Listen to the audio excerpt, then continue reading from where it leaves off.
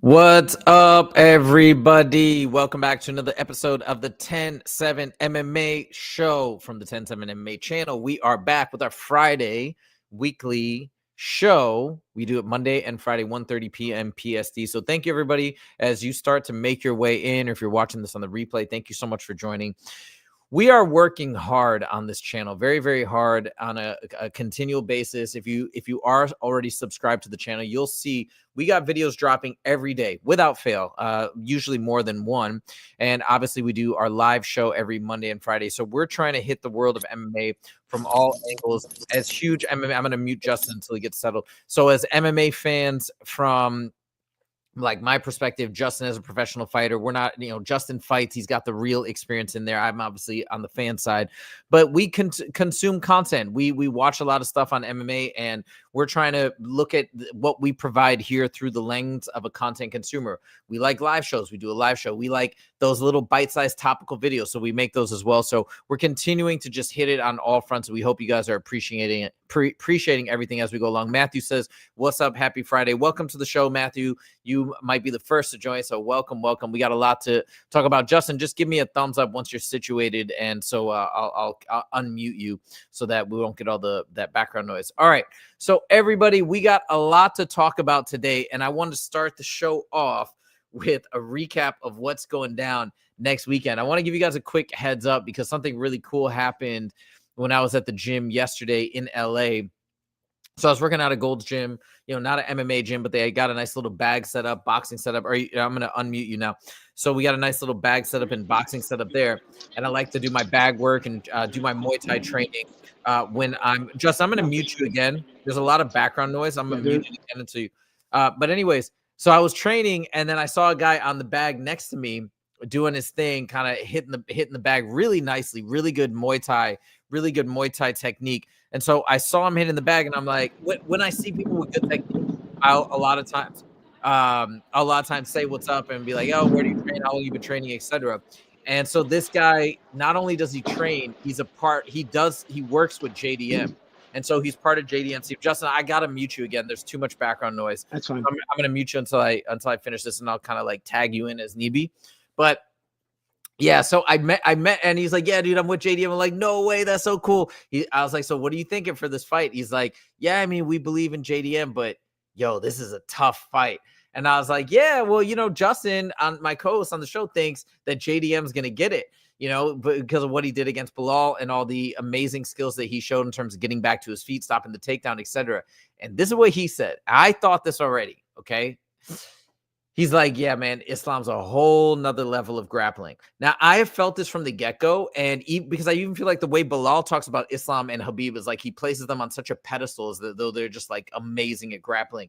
Justin, I want to turn over to you because I know you're about to do an in-depth breakdown of this fight and this matchup, which I cannot wait for. But just off the rip, from what you heard from this guy being very worried about the matchup against Islam, feeling like it's a very difficult challenge because of the intense grappling, what do you think? Is there merit to this claim that Islam is on a substantially higher grappling level than Bilal? I'm not. Okay, yeah. See, I'm not going to say he's on a substantial level of higher than him, but of course he's the pound for pound best fighter in the world right now. I mean, they should be nervous. They should be worried. They got to dot all their I's and cross all their T's coming into this matchup.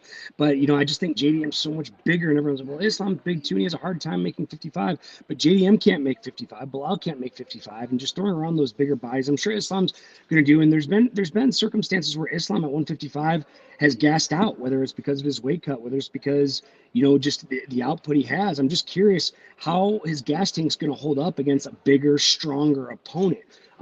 Should JDM be concerned? Of course he should be. I mean, we're talking about the best pound for pound fighter in the world, but I do think it is a winnable fight.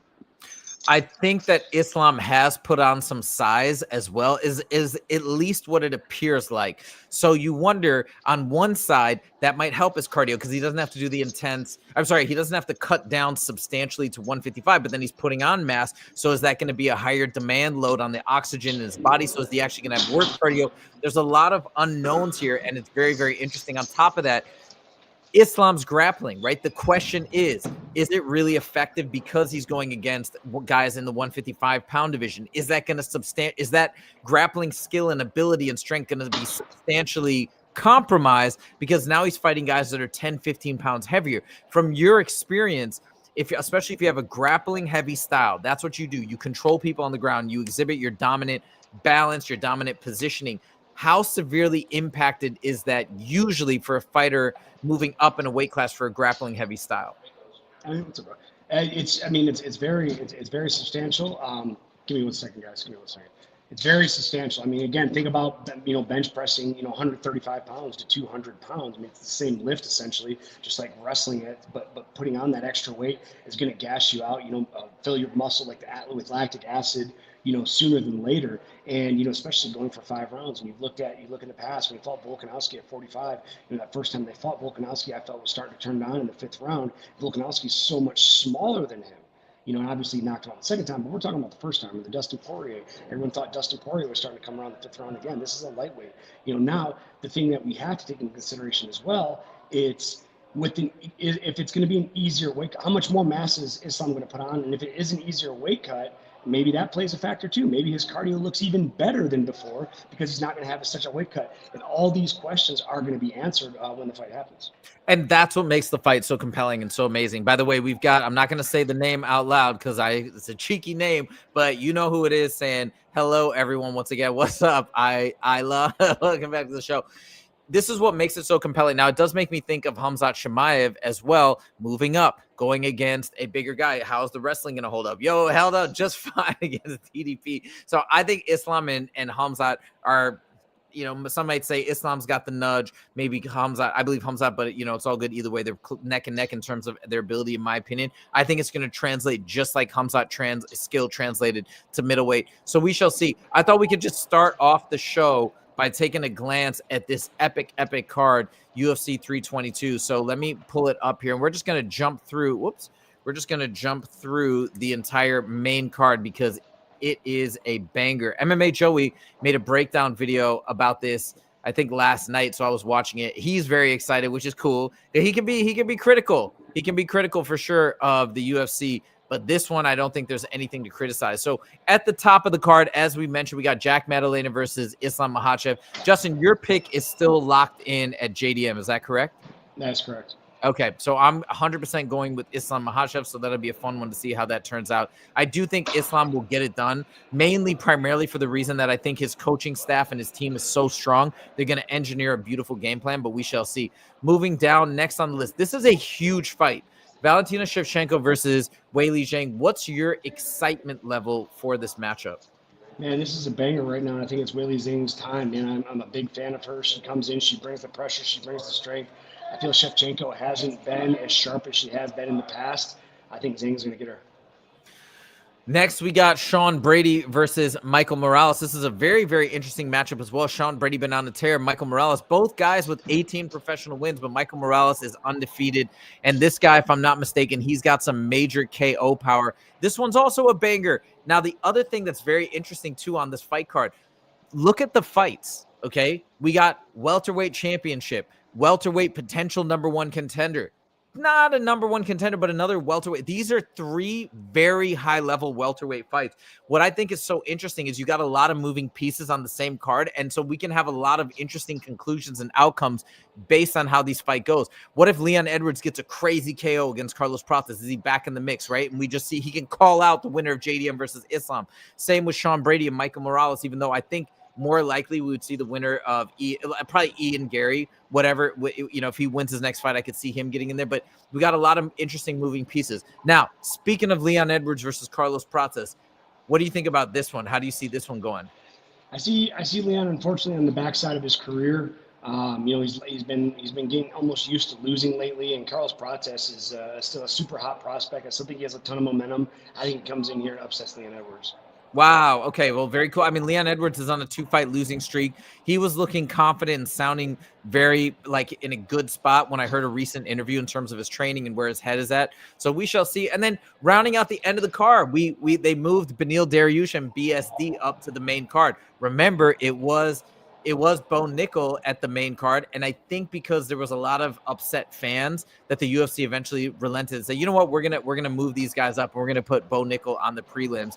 But this is a banger of a fight too. BSD turning things around, being Mauricio Hufi in the last fight, which everybody thought Mauricio Hufi was going to smash BSD. BSD said no way. He took him down multiple times, got amazing victory, and it seems like his career was his trajectory was a little derailed. Now he's back on track. What do you see for this fight? And again, Beneil Dariush coming off an impressive win recently as well. Yeah, big fan of Beneil. Unfortunately, I feel like he's on his backside of his career. I want Beneil to win. I'm a big Beneil fan. Man, we fought on the same cards a couple times. Super, super nice guy. I think this is a really close fight. I think Beneil can, coming off a win, he can keep the momentum going and get another win. But I gotta take BSD by slight. I take Coach. How you doing? I gotta take BSD by. I really want Beneil to win.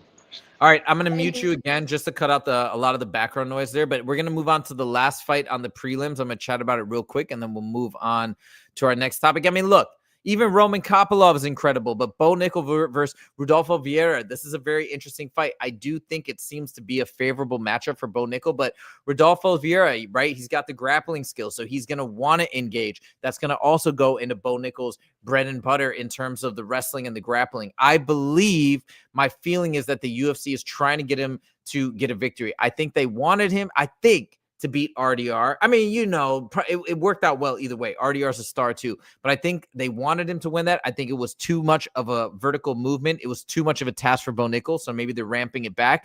Let's see what happens with Rodolfo Vieira, but I think Bo Nickel's going to bounce back. I think everybody is overlooking him. I think he's got that championship grit and mentality as a wrestler from back in the day with all his accolades and accomplishments. So we shall see how it goes now, but a very, very exciting UFC 322 all around. Super, super cool. All right. Now, I thought we'd do a fun little portion next on Gable Steveson. This is something that Justin and I talked about the other day, about how exciting it is for Gable Steveson entering the UFC. And Justin, as a professional fighter who's fought in the UFC, as a professional athlete, works with NFL players and all these things that come to Extreme Couture, I just want to turn it over to you really quick. Tell us a little bit from an athlete's perspective. Why are you so excited about Gable Steveson? What are some of the things that make you be like, oh my God, this is uncharted territory?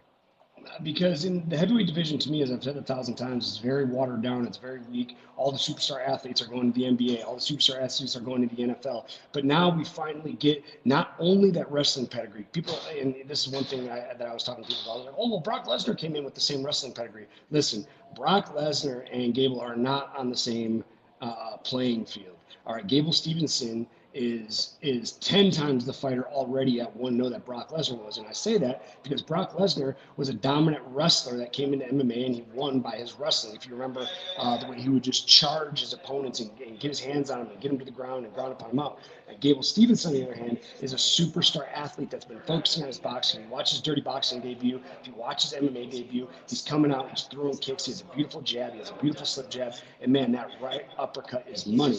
Now, we have someone like Gable Steveson transitioning to the heavyweight division. This guy can, do some incredible things. Now, I just saw it. I wish I would have remembered his name. I think I screenshot it, but I don't want to go through my photos right now.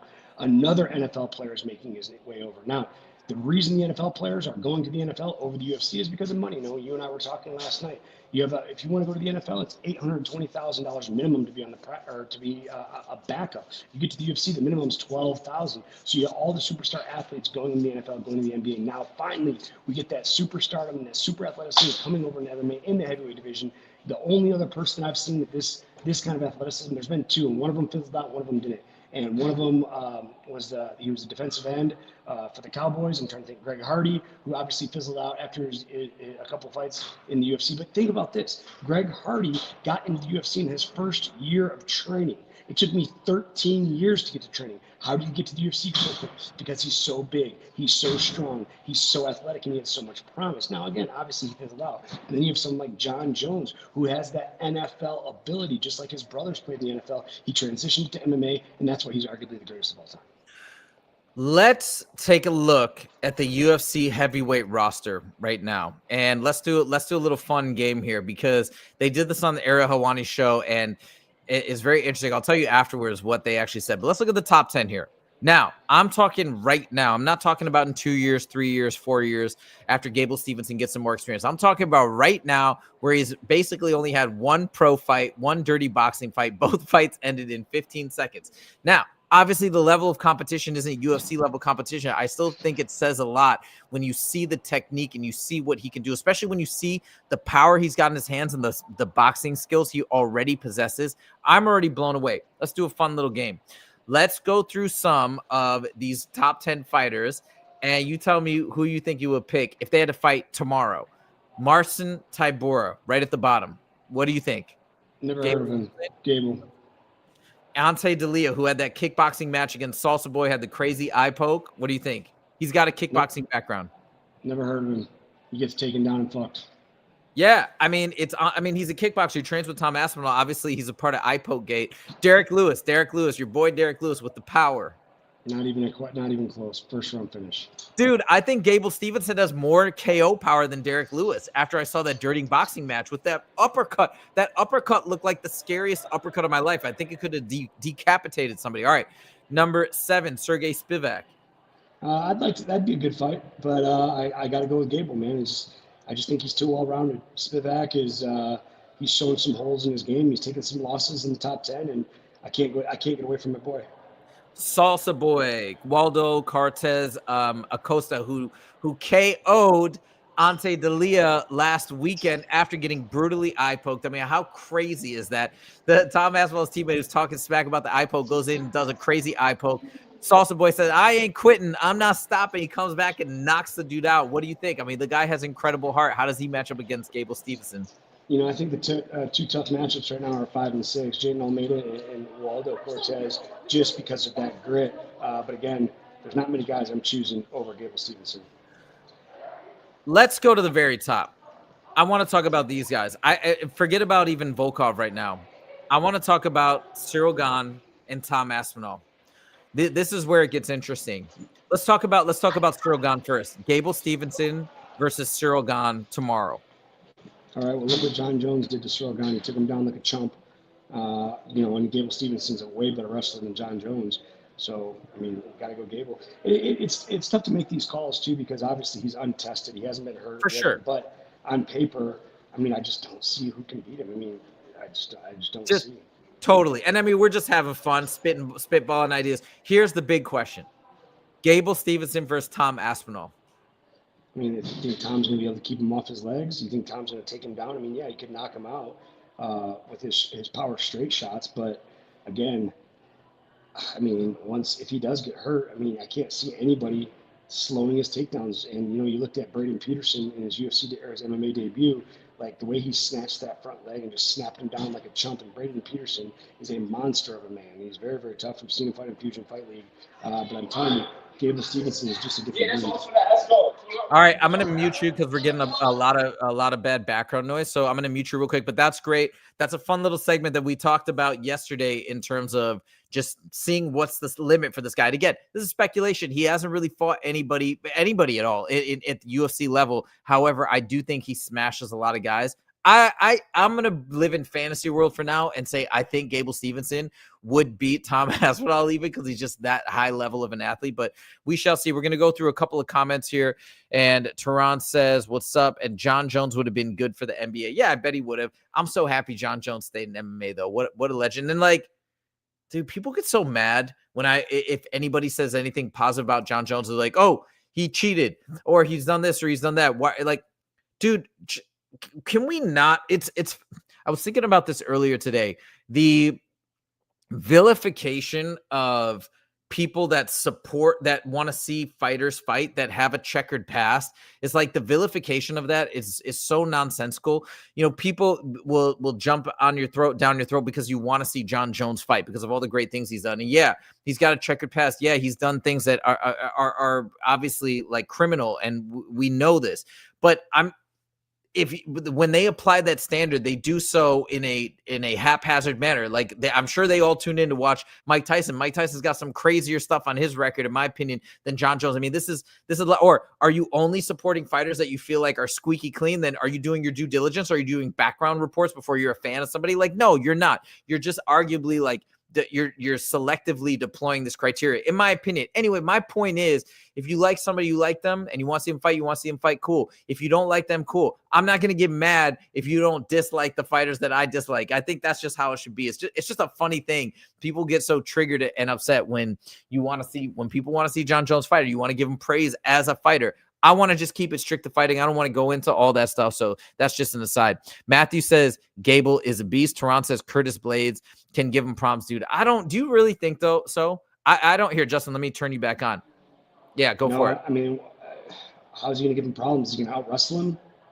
Curtis Blades is a great fighter, but he's not Gable Steveson, man. And when you talk about the size and power and strength of the athleticism of a solo individual, man, I just don't see where Curtis Blades. I mean, could he give him problems? Maybe because of his experience, but probably not. I think that Curtis Blades' bread and butter and his advantage in a lot of fights would be the wrestling. And I think I have a feeling that Gable Steveson would annihilate him in any sort of grappling exchange. On top of that, I'm not positive, but I'm pretty darn sure, and we'd have to see them fight to really know, but I feel like the speed differential is going to be wild between those two. Gable Steveson looks insane the way he moves. To me, it's almost like watching somebody in the middleweight division or maybe even welterweight. It's pretty remarkable the way he throws those punches with that type of the speed and precision. I don't know. It's a weird thing that we're witnessing, and I think we're witnessing something really cool. Hot take, by the way, Gable Steveson will make his debut in the UFC, assuming no injuries or whatnot, on the UFC card. Mark my word. He's going to go against somebody like Marcin Tybura, or Tai Tuivasa would be a great first match. I think he will, I hate to say it, but I think he just smashes Tai Tuivasa, and I think that would be a great fight. Leandro says, not that I like Jailton Almeida, but how did he lose? So some fight, ground control time. Oh, talking about that decision between him and Volkov. I don't know. I don't know. I don't even want to get into the judging. That's why I like finishes. Then we don't have to argue about points and judges and grappling and all this stuff. Leandro says, well, Jon Jones is factually a cheater. Yeah, like I'm not trying to debate whether or not he is. My point is and Justin's talked about this as well. Look, obviously, is it my favorite thing to hear that? No, but I do think I want to see skill. I want to see people going up against you. I want to see the best fighters in the world. Yes, he has popped in the past. Are there now questions about what's happening in real time? Obviously, for sure. But the point remains that his resume is unparalleled. It's crazy. And so, like, he's been disqualified for the times he's popped. The rest of those fights, I assume, are still on his record and stand the test of time and are part of his record. So it's part of the history of MMA. I mean, if you're saying you just don't want to see him fight anymore because of those allegations, like, I respect that. That's your stake. I just don't feel the same way. I still want to see him fight. He still has done more pretty much than anybody else has in general. And that's my 2 cents. But like I'm going to turn over to you, Justin. My main point is like, if you don't want to see a fight, that's fine. But I don't understand why. And I'm not putting you in this category, Leandro, but some people are like, oh my God, like they'll get mad at me that I want to see him. How could you support this? Dude, who cares? I don't know all the time why I want to see somebody fight. Sometimes I want to see people fight and I can't even explain it. I want to see Jon Jones fight. All right, Justin, let me turn it back over to you. Take it away. So just to go on that sentiment of, oh, well, he cheated 4 times and he would use steroids and this and that. Listen, and I'm a big advocate that I think steroids and testosterone and TRT should be legal across the board. Monitored, sure, but legal for sure. Because me being 36 years old, when I got my test levels checked, I was below 200, like 190, average of 600 to 900. How do I compete with a 22-year-old that has 1,000 tests? Now you look at this. If you say you don't want to see Jon Jones because he's a quote-unquote cheater. Justin, pause real quick. Try and bring the phone, even if you're not on camera, because I try and bring the phone closer. It's connected to my. It is for sure. Okay. Anyways, keep going. Yep. Sorry. So, and I'm in the hallway. I'm trying to get in the quietest place. Let me see if I can go in the locker room. Yeah. Okay. But if that's your take, if you don't want to support him because he took steroids, well then guess what? You can't support Vitor Belfort. You can't support Johnny Hendricks. You can't support George St. Pierre because these guys were Ken Shamrock, Frank Shamrock, Chuck Liddell. You can't support them anymore. You can't be fans of them anymore. This is a bad take. Jon Jones got busted when USADA came in. You're forgetting about all the fighters that were on juice before it was illegal. Look at Vitor Belfort. They do side-by-sides of what. Can you hear me better now? Yeah, I'm way better. Okay, I'll just do the videos in here from now on. But you can't be like, oh, I don't like Jon Jones because he was on testosterone or steroids when Before USADA came in, everybody was. Hey, guess what? I'm willing to bet all the Russians are too, because if you know what the USADA stands for, United States Anti-Drug and Dope Association. All right, they don't go to Russia to check the guys. So when the Russians are in the U.S., yeah, they'll be tested, but when they're in Russia training for their fight camps, they're not getting tested. So you can't say you don't like Jon Jones because of his steroid accusations. Yes, he got caught, he got busted, but I know for a fact, and I know fighters that you know, and of course I'm not going to expose anybody, any of my teammates or non-teammates, because just because I'm an extreme couture, I have a lot of friends that train at Syndicate, I have a lot of friends that train in Michigan.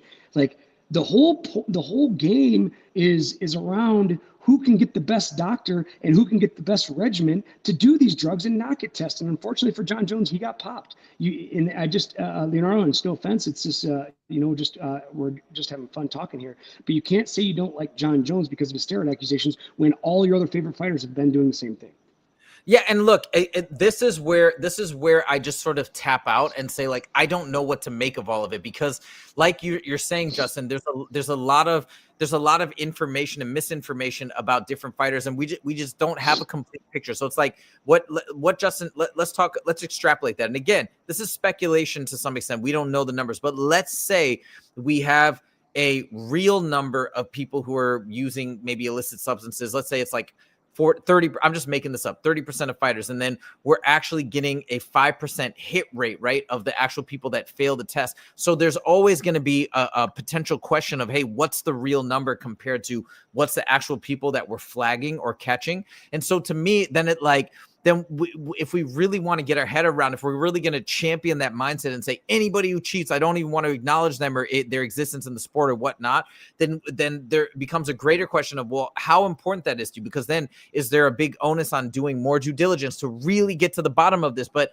I think let me back up, and my point is this is because I know there's imperfect information, and this probably is happening way more than we think. That's just usually how it goes. I just don't bother. It's not something that I completely ignore, but I also recognize, like, hey, we have a system. It happened before. I'm not going to hold that indefinitely against him. He hasn't popped in a long time. So I want to see him fight. I don't believe he popped for the Stipe fight. I'm pretty sure he didn't pop for the Cyril Gane fight. I want to see him fight. I want to see him continue that legacy. That's just my 2 cents of whatever it is. But if you don't, I also understand that. All right. We got a new watcher here. Josh, I'm going to let you in. Let me just say what's up to Josh Stevenson, new viewer here. Justin, take it away. Yo, Josh, what's up, brother? Hey, so what do you think, like off the top of your head, and what do you think, how many people in the UFC out of 100, like percentage-wise, have taken or are taking, say, just testosterone? Oh, if you had to make a random guess. I have no idea. I don't know. I would like to say, I would hope to be, it would be something like, I know I threw out the number 30%. I don't know. I hope it's like less than 20%, but I don't know. What would you say? I'm willing to bet it's 60%. Wow. And I'm not going to say consistently. I'm not going to say consistently all the time, but I'm willing to bet 60% of UFC fighters, whether it was pre-UFC or in the UFC, at one point or another, maybe even 70%, used performance-enhancing drugs. Everyone trying to get to the UFC, especially if you're not being tested. Well, I like I said, I know guys personally that are in the UFC that do. I know guys that did until they got to the UFC because they didn't have the money to have the right doctor. I'm not even going to say friends of mine, but acquaintances I know that they were on TRT or some kind of supplement as a performance-enhancing illegal drug, because in the regional show, most of the time you're not being tested. I'm saying 60 to 70%, probably 70% for people that have done it at some point in their career. That's crazy. I mean, and you know where I got that number from? Martin Nash, the guy from USADA. Oh, wait, Martin Campman was a guy from Denmark. Can you hear me? Yeah, Martin Campman was UFC. Martin Campman was a UFC top 3 guy. He was a clean fighter. He always was clean, but he told me over 50%, 100% for sure. That's crazy. You guys heard it here. That's wild. Okay, Josh Stevenson is responding. He said the Russians definitely are on it. I just, 100%, 100%. it sucks because I'm like such a fan of so many Russian fighters. And now the UFC's drug testing commission is in-house. I know, that's crazy. Izzy Slots is back in the mix, and he says, I want to know how Jon Jones and Tom Aspinall would have ended. Yeah, basically, ask Izzy Slots what his percentage is. What does he think? He's around the game every day. Izzy, what do you think is the oh God, what do you think is the percentage of fighters, active fighters in the UFC that are on some type of gear? Izzy, or have used it. He's a coach. Okay. He coaches UFC guys. All right. I don't know if he wants to answer. We'll see if he responds. Matthew says, I want to see him fight. Are you talking about Gable Steveson? I want to fight him. Yeah, dude. Gable beats Tom. Mark my words, dude. Mark my words. All he's got to do is do a little pinky finger eye poke and it's over. He's going to win. No, I'm just kidding. But like, no, Gable Steveson I really think I'm so high on Gable Steveson. I think he beats everybody. I think the only person Gable wouldn't beat is Jon Jones. That's it. Just because Jon Jones is so creative and he's so crazy cerebral. But anyways, that's my 2 cents. Hold on. Justin, I know you have to go in a second, but since we're talking about Jon Jones, can I show you this really quickly and get your 2 cents? I think I saw it. This is going to be is it the video of him saying that Tom Aspinall quits and everything? Yeah, okay. Give us your response to this, because let me just set it up very quickly. Jon Jones did an interview recently. I made a video about it where he's basically calling Tom a quitter, which is very interesting. Tom Aspinall calling Jon Jones a duck. And now somehow the universe and the MMA gods have given Jon Jones this incredible gift where now he could come back around and be like, hey, I just sat and chilled the whole time you called me a duck. I might be a duck, but you're a quitter. And you quit here, you quit there, you quit there. He's showing 3 instances. He's saying that Tom quit from the heel hook. He quit against Curtis Blades. That's a little iffy because, I think he had a serious knee injury, and then he quit after the eye poke. Justin, take it away. What do you make of these statements? What I make of them is they're all true. That's crazy. That's all I can say about it. Tom Aspinall is, he's a dog. He's the UFC champ. But all the accusations are true. And by the way, Izzy Slots did respond. He said 30%. He didn't say 50%, but he said he thinks 30% of UFC fighters might be on something. So not as high as Justin. All right, Justin, you got to roll out. Yeah, I got to go. I got to go to wrestling practice. All right, Justin's going to wrestling practice. We're going to finish up. And guys, so for the end of the show, let me know. Let the comments flow. We're going to talk about everything, and it'll be hopefully more of a back and forth discussion. But I want to come back to this point. This is what I talked about in the video I made last night. If you guys do get a chance to check it out, it's about how Jon Jones has effectively beaten Tom Aspinall in this whole ordeal. So think about it from this perspective. It's pretty wild.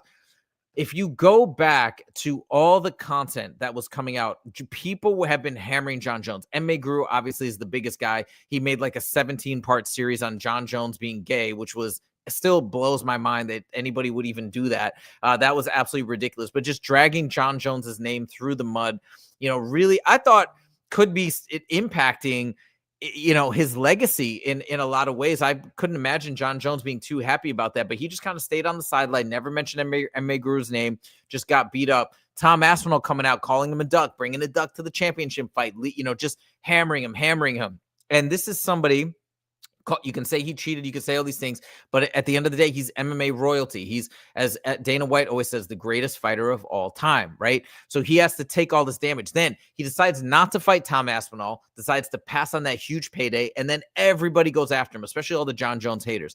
Ariel Helwani, MMA Guru, everybody's calling him a duck, even Michael Bisping. You need to fight Tom Aspinall, okay? Some people felt as though his legacy would be forever tarnished.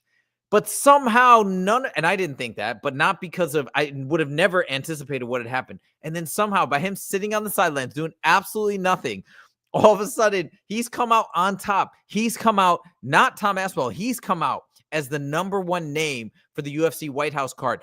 People don't even want to see Tom Aspinall anymore. I think his reputation, whether or not it's fair, has been damaged by eye poke gate and by the fact that he kind of made it worse and worse with the eye patch and really complaining and doing and then made it worse with all these fighters coming up being like, dog, I would have fought through. I don't know, Salsa Boy the week after.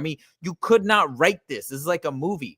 Salsa Boy gets poked in the eye by Ante Delia the next week. Ante Delia being like, eye pokes, they should be severe punishment. I've never poked anybody in 33 fights. Next day, boom, eye poke. Salsa Boy says, nah, I ain't quitting. Comes back, boom, clips him, knocks him out after the eye poke.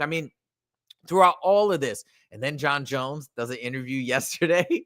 And just now you call me a duck. Guess what? Tom Aspinall's a quitter, and he pulls up multiple instances to back this up. And like Justin said, from the fight, you heard it from the fighter perspective. He's not wrong. Is like he's referencing real stuff.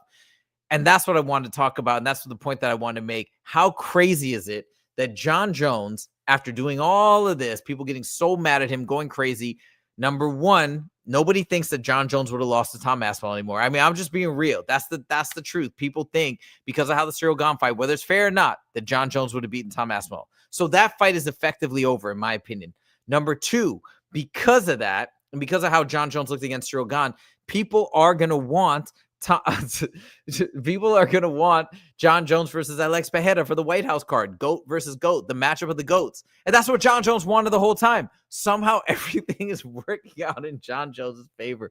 This is absolutely insane. Okay, Ricky Russian says he should fight him then. What are you referring to exactly? Are you talking about Gable Steveson? Are you talking about Jon Jones versus LX or Jon Jones versus Tom Aspinall? Let me know exactly what you mean. Izzy Slot said, I think Tom did the right thing and Jones. Yeah, fair enough. Wait, tell me more, Izzy. Tell me more. Why do you think Tom Aspinall did the right thing? I'm not saying I disagree. And I think a lot of the backlash is coming from like the continual, filming of the hospital visit, them trying to play up the fact that like his dad was like, yeah, we talked to the doctor and he said the eye poke is bad. It's very bad. It's not good. And I was like, yeah, Joey made this point, not me, but I was like, he said a doctor doesn't say it's bad, it's not good. They'll say this is what we think is the issue, or this is why we think there's an obstruction in the vision. Not it's bad, it's not good. Like that, it just all seemed very suspect. But when you say he made the right choice, are you just saying he made the right choice not to continue fighting? And if so, why? Okay. Also, Izzy Slot says Jones smokes him first round if they actually fought. I mean, I don't know first round, but I felt from the get-go that Jon Jones would probably beat Tom Aspinall. That was just my feeling. I think that Jon is so cerebral. He is so good at creating a game plan and so good at being dynamic and changing his style to isolate and address the weaknesses of his opponent that I think he would have gotten the job done like he's gotten the job done every other time. So that was my 2 cents from the get-go. Okay. Izzy Slots, just let me know your thoughts on that final thing. We're going to go to the final topic. This is the final topic. This is insane. I don't know if anybody else is as blown away by this story, but if you guys heard on Mighty Mouse's podcast, I'm actually going to pull it up just so you can hear the clip. I was talking to Justin about this last night, and Izzy Slots, I'd love to hear your thoughts on this as well, and if this blew you away, because this blew me away completely. And even Justin was Alex Pereira said he wants to go up to heavyweight. Even Justin was like, what in the hell are you talking about? How is this even possible? So we're talking about weight cuts, and we're talking about we're talking about the magic of Jiri Prochazka, just somebody who champions the power of the mind. And they got into a conversation somehow about how Jiri cuts weight. And what I'm going to show you, at least to me, it blew me away. And so we're going to talk about it and share it, and then we're going to close out the show. Wait, Izzy responded. He said, if your vision gets messed up where you can't continue after 5 minutes, definitely no longer fight. All the extra stuff doesn't matter. All that matters if he can continue his same a bit. Interesting. So if we compare and contrast that to the Salsa Boy fight, where he said that by the end of the period, at first he couldn't see either, but then I think he said after like 5 minutes, he got 40% or 50% of his vision back. Okay. So he got it back, but it was still heavily impaired. In that case, if you were cornering Salsa Boy, would you have told him to stop because it was too much impairment, or would you said, nope, keep going. That's good enough. I'd love to know your thoughts on that. Again, I'm not a fighter. I can't say from the personal vantage point of what you should do or shouldn't do. I'm just relying on fighters and coaches like yourself. And by the way, Izzy Slots is somebody that's had a really bad eye poke in practice, very unfortunate incident.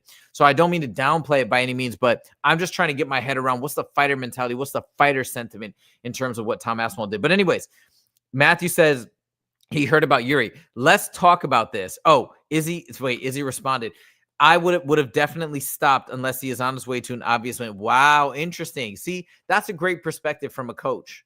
Right? People can get mad at Tom all day long if they want, but That's very interesting. So as the coach, which is Izzy Slots as a coach out of Extreme Couture, you would have said, "No, we're not doing this. You need to stop." You would basically let's let cooler heads prevail. You need to stop fighting and let's live to fight another day. Very interesting. Great perspective.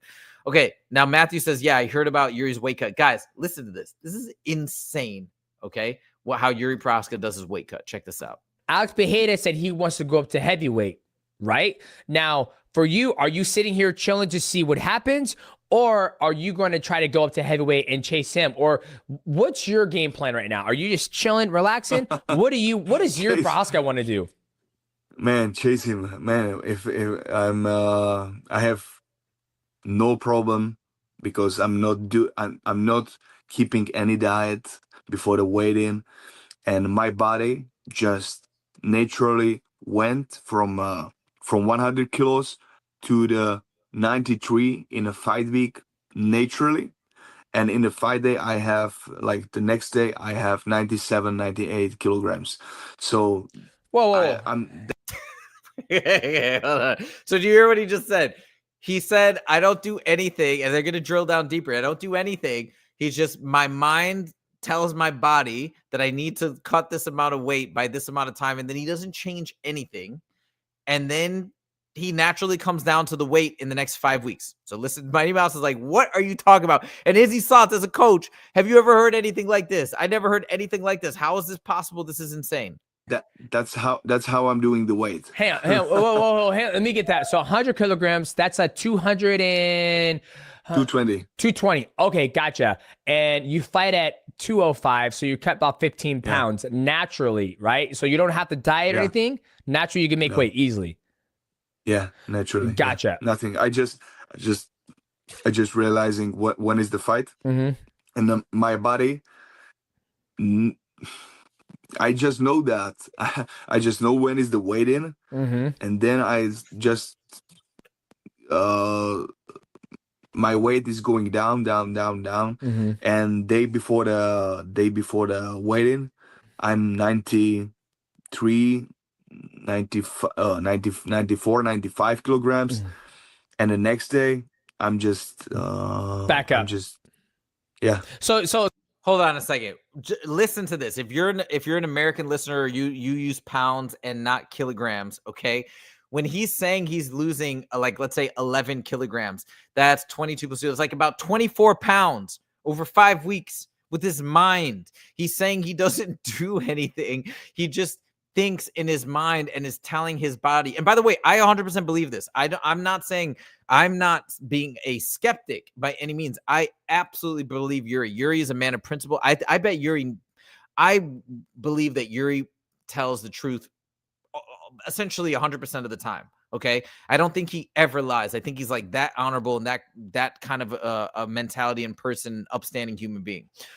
So I believe it 100%, but this is crazy. Now, I also believe in the power of manifestation and the mind and the subconscious. I just read Mind Magic, which is an amazing book about how you can program your subconscious to essentially talk to your body, interact with the world as a silent supercomputer operating in the background, trying to get you to your goals. So I am fully on board with this in terms of it potentially working. But the fact that he's actually pulled this off is mind-blowing. I have never heard of this ever before. And the fact that this isn't all over either, I'm blown away. This is absolutely incredible. Okay, Izzy gives his thoughts here. He says, "I'm sure when he has a fight, he changes small things, but I'm a believer in the power of the mind." Me too. I mean, dude, Jiri Prochazka, man, what a pure legend. Okay, let's listen a little bit more to what he has to say. So I'll make sure I get this right. So you tell me that Jiri Prochazka can sit here and think, like, I need to be 93 kilograms, and boom, you're going to be there. So you don't diet. You have to be. You know, I don't want to say, like, I don't want to say I'm just doing that because by that, but I feel my body. I feel my body like, man, in the next week I have the weight in. I need to be a little bit down, and I don't know how, but I'm going with the weight down, but day by day, by the kilograms, and in the weight in, I'm there. Now, are you using sauna? Are you eating better, or do you stay the same consistent? Like, for me, when I had to get to weight, when I did fight, I'm like, okay, I gotta be 125. I drink 2 gallons of water. I overload my body with water. I gotta get in a sauna. I gotta do you do that? Or are you just like, nope, I'm gonna eat this and this, and I'm just gonna train normally. I'll think about it, and naturally my weight's gonna go down. That's it. That's my key.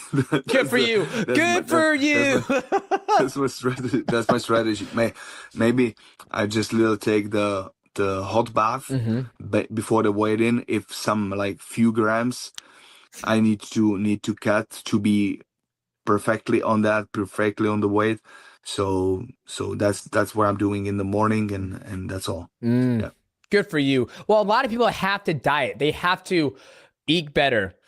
Cut calories. So for you to be, it's like, are you just that dialed in with your body, which you probably are, or are you a small 205er? But you're not, because when you're in there, you're pretty, like, you're massive. Like, I don't think people take that into consideration, where it's like, oh, it's just Jiri Prochazka, but it's like you're a big body to deal with. So for you to hear that you just think and the weight comes off, you're just one with the body, man. Many people don't know that, but normally in the camp, every time I'm just eating healthy. I'm just trying to eat no bullshits, rice, veggies, good meat, and that's all. That's all. The fishes too, but so there it is. There's the full breakdown. Again, you're right. Yes, like Izzy said, sometimes you make small changes. Maybe there's some imperceptible changes, or like imperceptible to him, that he's making that he doesn't realize. But I mean, he said most fighters use sauna or a diet. I would say pretty much all fighters, to some extent, they're always talking about, have to dial it in now, I have to do more cardio. They're doing things specifically for the weight cut, a multitude of things, both physical and diet-wise. The fact that he says absolutely nothing changes, at least on an intentional level, I think is mind-blowing. I think it's something that more people need to be talking about. I am amazed and impressed and blown away by Jiri Prochazka in so many ways, but this is it's almost defies logic and science to some extent, and maybe people can learn from this anyway. So I just was blown away by the story, and I had to share it. I want to get Justin's opinion and feedback and take on this more so, because obviously he actually trains and fight and has done 80 some weight cuts for all the, I think he said 80 fights in total, including professional and amateur. So just curious if he's ever heard anything like this, but absolutely wild. Izzy Slot says, if he walks at 220, that's nothing for how big of a human he is to make 204. And I get that. I get that it may not be a big weight cut for a fighter to cut 16 pounds, whatever that is, like 7 kilos.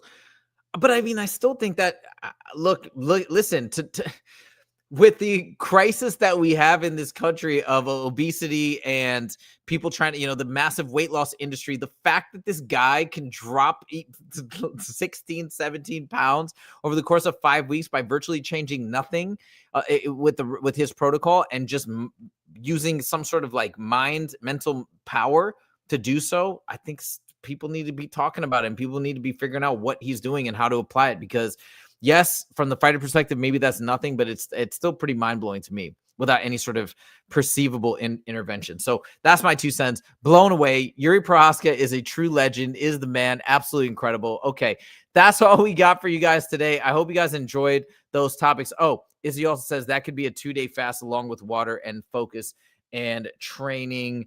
Yeah, but he didn't say he does a 2-day fast. I don't know. It could be, but he didn't say that. So I'm wondering if I get what you're saying. That amount of weight can come off with the 2-day fast. I understand what you're saying. Yeah. And I get that. But he's saying he's basically not doing any of that. I don't know. I'm blown away. Maybe I'm making more of it than is reasonable or rational, but I was blown away when I heard that. Wanted to share it with everybody. All right, that's all we got for you guys today. Please click that like button if you did enjoy the show. We are hard at work trying to make the show better and better. If you have any suggestions or anything else you want to see us talk about or chop it up about, let us know in the comments. And if you could like the stream and check out some of our other content, that'd be amazing. Thank you guys so much for joining today. We really appreciate it. Josh Stevenson's shout out as a first-time viewer of the show. We really appreciate it. And Western joins in. Sorry I missed this one. We'll be back to watch later. No worries with the scheduling conflict. Thank you as always, Western, the OG of OGs in terms of watching our show. So thank you so much, everybody, and we will see you in the next episode. Take it easy.